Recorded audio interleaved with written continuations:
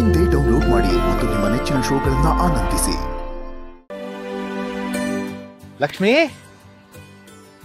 ಲಕ್ಷ್ಮಿ, ಲಕ್ಷ್ಮಿ, ಲಕ್ಷ್ಮಿ, ನಾನು ಇಲ್ಲಿದ್ದೇನ್ರಿ. ಲಕ್ಷ್ಮಿ, ಏನ್ ಮಾಡ್ತಾ ಇದೀಯ ನೀನಿಲ್ಲಿ?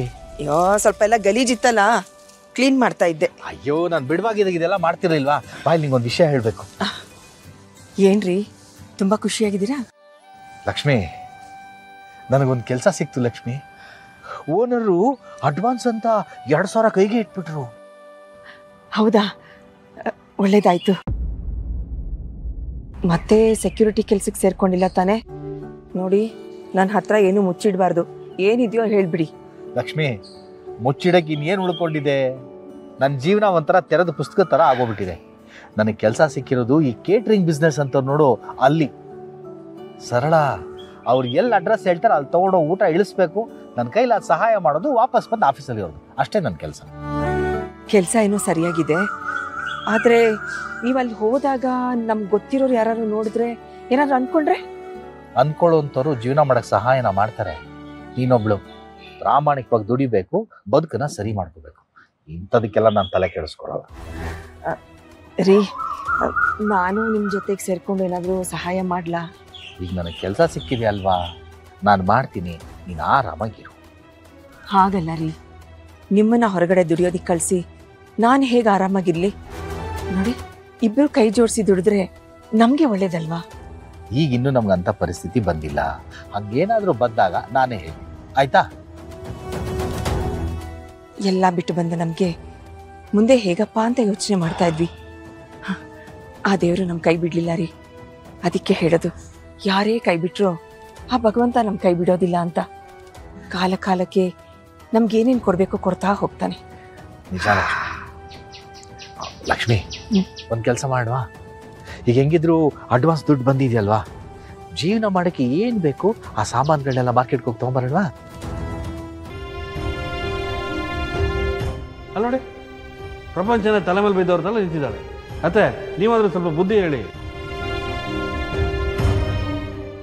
ಇದು ಒಳ್ಳೆ ಸಮಯ ಕಣೆ. ಇಂಥ ಸಮಯದಲ್ಲಿ ನಾವು ನಗನಗುತ್ತಾ ಇರಬೇಕು. ಹೌದು ರೀ, ನಾವು ಮಾತ್ರ ನಗ್ನಗ್ತಾ ಇದ್ಬಿಡೋಣ. ಅಲ್ಲಿ ನಿಮ್ಮ ತಂದೆ ತಾಯಿ ಕಣ್ಣೀರು ಹಾಕೊಂಡು ಕೂತ್ಕೊಂಡಿರ್ಲಿ.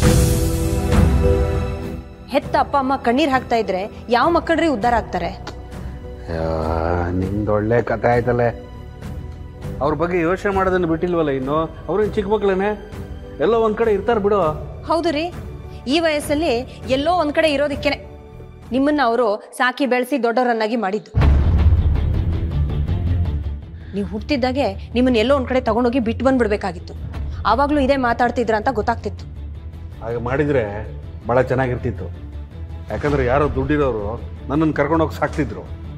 ಈ ತರ ಪೈಸಕ್ಕೂ ಒದ್ದಾಡೋ ಪರಿಸ್ಥಿತಿ ಇರ್ತಿರ್ಲಿಲ್ಲ. ಅಳಿಯಂದ್ರೆ ಜೀವನಕ್ಕೆ ದುಡ್ಡು ಬೇಕು ನಿಜ, ಆದರೆ ಹಣನೇ ಜೀವನ ಆಗಬಾರ್ದು ಅಲ್ವಾ? ಮನುಷ್ಯ ಜನ್ಮ ಬರಬೇಕು ಅಂದರೆ ಕೋಟಿ ಕೋಟಿ ಜನ್ಮ ಪುಣ್ಯ ಮಾಡಿರಬೇಕು ಅಂತಾರೆ. ಅಂಥದ್ರಲ್ಲಿ ನಿಮ್ಮ ಹೆತ್ತು ತಂದೆ ತಾಯಿಗಳ ಬಗ್ಗೆ ಹೀಗೆ ಮಾತಾಡೋದು ತಪ್ಪಲ್ವಾ? ಏನತ್ತೆ ನೀವು ಇವಳಿಗೆ ಬುದ್ಧಿ ಹೇಳಿ ಅಂದ್ರೆ ನೀವು ನನಗೆ ಬುದ್ಧಿ ಹೇಳ್ತಿದ್ದೀರಲ್ಲ. ಇವಳು ನಿಮ್ಮ ತಲೆ ಕೆಡಿಸ್ಬಿಟ್ಲಾ? ಇಲ್ಲ ಅಳಿಯಂದ್ರೆ, ಈ ವಯಸ್ಸಿನಲ್ಲಿ ಮಗಳ ಹತ್ರ ಬುದ್ಧಿ ಹೇಳಿಸ್ಕೊಳ್ಳೋ ಅಗತ್ಯತೆ ನನಗಿಲ್ಲ.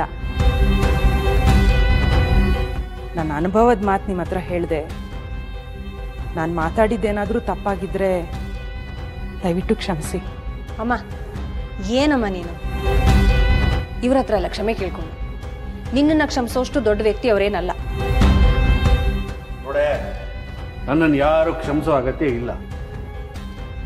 ನೀನು ಏನೇನೋ ಹೇಳಿ ಸಂತೋಷವಾಗಿರೋ ನನ್ನ ಮನಸ್ಸನ್ನ ಹಾಳು ಮಾಡಬೇಡ. ನಾನು ಗೃಹ ಪ್ರವೇಶ ಮಾಡಬೇಕು ಅಂತ ಅಂದ್ಕೊಂಡಿದ್ದೀನಿ. ಇನ್ವಿಟೇಷನ್ನ ಪ್ರಿಂಟಿಂಗ್ ಕೂಡ ಕೊಟ್ಟಿದ್ದೀನಿ. ಈಗ ಸುಮ್ಮನೆ ಏನೇನೋ ಖ್ಯಾತೆ ತೆಗಿಬೇಡ. ನಾನು ಹೇಳ್ತಿದ್ದೀನಿ, ಈಗಲೇ ಸರಿಯಾಗಿ ಕೇಳಿಸ್ಕೊಳ್ಳಿ. ಮೊದಲು ಅತ್ತೆ ಮಾವನ್ನ ಹುಡುಕಿ ಕರ್ಕೊಂಡು ಬನ್ನಿ, ಆಮೇಲೆ ಗೃಹ ಪ್ರವೇಶ ಮಾಡೋಣ. ಇಲ್ಲ ಅಂತಂದ್ರೆ ಅಪ್ಪ ಅಮ್ಮನ ಮನೆಯಿಂದ ಹೊರಗಡೆ ಹಾಕ್ಬಿಟ್ಟು ಮಗ ಗೃಹ ಪ್ರವೇಶ ಮಾಡ್ದ ಅಂತ ಜನ ಆಡ್ಕೊಂಡು ನಗುತ್ತಾರೆ. ಜನ ಯಾಕ್ರಿ? ನಾಳೆ ನಿಮ್ಮ ತಂಗಿ ಅಂದರೆ ಬಂದ್ಬಿಟ್ಟು ಕೇಳ್ತಾರೆ ಇದೇನು ಹಿಂಗೆ ಮಾಡಿದೀಯಾ ಅಂತ. ನಾನು ಹೇಳೋ ಮಾತನ್ನು ಕೇಳಿ ಮೊದಲು ಅತ್ತೆ ಮಾವನ್ನ ಹುಡ್ಕೊಂಡು ಕರ್ಕೊಂಬನ್ನಿ, ಆಮೇಲೆ ಗೃಹ ಪ್ರವೇಶ ಮಾಡೋಣ. ನೋಡೆ, ಯಾರಿಗೂ ಗೊತ್ತಿಲ್ಲದಿದ್ದಾಗೆ ನಾನು ಮನೆ ಕಟ್ಟಿಸ್ತಾ ಇದ್ದೀನಿ. ಅಂದಮೇಲೆ ನನ್ನ ಬೆನ್ನ ಹಿಂದೆ ಯಾರೇ ಮಾತಾಡಿದ್ರೆ ನಾನು ಯಾಕೆ ತಲೆ ಕೆಡಿಸ್ಕೊಳ್ಳಿ? ಇಲ್ಲೇ ಇದ್ರೆ ಬಾಡಿಗೆ ಯಾರು ಕೊಡ್ತಾರೆ? ಅವ್ರು ಯಾರೋ ಬರ್ತಾರೆ, ಅವ್ರು ಯಾರೋ ಮಾತಾಡ್ತಾರೆ ಅಂತ ನಾನು ಬಾಡಿಗೆ ಕಟ್ಟೋಕ್ಕಾಗತ್ತಾ? ಹೊಸ ಮನೆ, ಅಲ್ಲಿಗೆ ಹೋದ್ರೆ ಇಲ್ಲಿ ಬಾಡಿಗೆ ಕಟ್ಟೋದು ಉಳಿಯುತ್ತಲ್ವಾ? ಅದ್ರ ಬಗ್ಗೆ ಯೋಚನೆ ಮಾಡು. ತುಂತುರು ಅಲ್ಲಿ ನೀರ ಹಾಡು, ಕಂಪನ ಇಲ್ಲಿ ಪ್ರೀತಿ ಹಾಡು. ಇವನು ಹೀಗೆ ಇದನ್ನ ನೋಡ್ತಾ ಇದ್ರೆ ಹುಚ್ಚಿಡಿಯೋದು ಗ್ಯಾರಂಟಿ. ಅಲ್ಲ, ನೋಡಿದ್ದನ್ನೇ ಅದೆಷ್ಟು ಸಾರಿ ನೋಡ್ತಾನೆ ಏನೋ. ಜಯಂತ್, ಆ ವಿಡಿಯೋ ಎಷ್ಟು ಸಲ ನೋಡ್ತೀಯಪ್ಪ? ಇಷ್ಟು ಸಲ ನೋಡಿದ್ರೆ ಬೇಜಾರಾಗಲ್ವಾ ನಿಂಗೆ? ಶಾಂತಮ್ಮ, ಈ ಜಯಂತನಿಗೆ ಜಗತ್ತಿನಲ್ಲಿ ಬೇಜಾರಾಗದಿರೋ ವಿಷಯ ಅಂದರೆ ಒಂದೇ, ನನ್ನ ಚಿನ್ನುಮರಿ ವಿಷಯ. ನೋಡಿ, ನನ್ನ ಚಿನ್ನುಮರಿ ನಗು, ಹಾಡು ಎಷ್ಟು ಸಲ ನೋಡಿದ್ರು, ಎಷ್ಟು ಸಲ ಕೇಳಿದ್ರು ನನಗೆ ಬೇಜಾರೇ ಆಗಲ್ಲ ಶಾಂತಮ್ಮ. ಹಾಗಂತ ಯಾವಾಗಲೂ ಇದನ್ನೇ ನೋಡ್ಕೊಂಡಿದ್ರೆ ಅವಳು ಸಿಗ್ತಾಳ? ಸಿಗ್ತಾಳೆ, ಖಂಡಿತ ಸಿಗ್ತಾಳೆ, ಖಂಡಿತ ಸಿಗ್ತಾಳೆ. ಶಾಂತಮ್ಮ, ನಿಮಗೆ ಇಷ್ಟೊಂದು ಆಸೆ ಉಳಿದಿದೆ ಅನ್ನೋದಾದ್ರೆ ನನಗೆ ಎಷ್ಟು ಹೋಪ್ ಇರಬೇಡ. ನಿಮಗಿಂತ 100 ಪಟ್ಟು ಆಸೆ, ಹೋಪ್ ಎರಡೂ ಇದೆ ನನಗೆ. ಆದರೆ ಶಾಂತಮ್ಮ ನೋಡಿ, ಮೊದಲು ಯಾರನ್ನೋ ಇರಿಸಿ ಅವ್ರನ್ನ ಹುಡ್ಕೋ ಪ್ರಯತ್ನ ಮಾಡಿದೆ. ನಾನೇ ಹೋಗಿ ಹುಡ್ಕೋ ಪ್ರಯತ್ನ ಮಾಡಿದೆ, ಆಗಲಿಲ್ಲ. ಆಮೇಲೆ ಅವ್ರ ಫ್ರೆಂಡ್ಸ್ನೆಲ್ಲ ಕರೆಸಿ ವಿಚಾರಿಸಿದೆ, ಅದು ಏನೋ ಫಲ ಕೊಡಲಿಲ್ಲ. ಆದರೆ ಈಗ ಶಾಂತಮ್ಮ, ಈ ವಿಡಿಯೋ ನೋಡಿದ ಮೇಲೆ ನನಗೆ ಈ ವಿಡಿಯೋ ಮಾಡಿದ್ದು ಯಾರು ಅಂತ ಗೊತ್ತಾದರೆ, ಅಪ್ಲೋಡ್ ಮಾಡಿದ್ದು ಯಾರು ಅಂತ ಗೊತ್ತಾದರೆ ನನ್ನ ಹುಡುಕಾಟಕ್ಕೆ ಒಂದು ಅಂತ್ಯ ಸಿಗುತ್ತೆ ಅಂತ ಅನಿಸಿತ್ತು. ಆದರೆ ಈ ವಿಡಿಯೋ ಅಪ್ಲೋಡ್ ಮಾಡ್ದು ಅನ್ನೋದನ್ನು ಡಿಲೀಟ್ ಮಾಡಿಬಿಟ್ಟಿದ್ದಾನೆ. ಏನು ಮಾಡಲಿ ಅಂತ ಗೊತ್ತಾಗ್ತಿಲ್ಲ ಶಾಂತಮ್ಮ. ನೀವೇನಾದರೂ ಐಡಿಯಾ ಕೊಡಿ. ಅಯ್ಯೋ, ನನಗೇನು ಗೊತ್ತಾಗ್ತಿಲ್ಲಪ್ಪ. ಹಾಗೆ ಹೇಳಿಬೇಡಿ ಶಾಂತಮ್ಮ. ನಿಮಗೆ ನನ್ನ ಜಾನ್ವಿ ಅವ್ರನ್ನ ಒಟ್ಟಿಗೆ ನೋಡಬೇಕು ಅಂತ ಆಸೆ ಇಲ್ವಾ? ಸರಿ, ನೀವೇನು ಯೋಚನೆ ಮಾಡಬೇಡಿ, ನಾನೇ ಜಾನ್ವಿರನ್ನ ಹುಡುಕ್ತೀನಿ. ಶಾಂತಮ್ಮ, ಈಗ ನನಗೆ ಉಳಿದಿರೋ ಒಂದೇ ಒಂದು ಹೋಪ್ ಅಂದರೆ ಆ ಗೂಬೆ. ಆ ಗೂಬೆ ಯಾರು ಅಂತ ಕಂಡು ಹಿಡಿದ್ರೆ ಶಾಂತಮ್ಮ, ನನ್ನ ಚಿನ್ನು ಮರಿ ಅಲ್ಲೇ ಅವನ ಸರಹದ್ನಲ್ಲೇ ಇರ್ತಾರೆ ಅಂತ ನನಗೆ ಯಾಕೋ ಉಮಾನಿ. ಅವನು ಹುಡುಕಿದ್ರೆ ನನ್ನ ಚಿನ್ನು ಮರಿ ಸಿಕ್ಕೇ ಸಿಗ್ತಾರೆ ಶಾಂತಮ್ಮ, ಸಿಕ್ಕೇ ಸಿಗ್ತಾರೆ.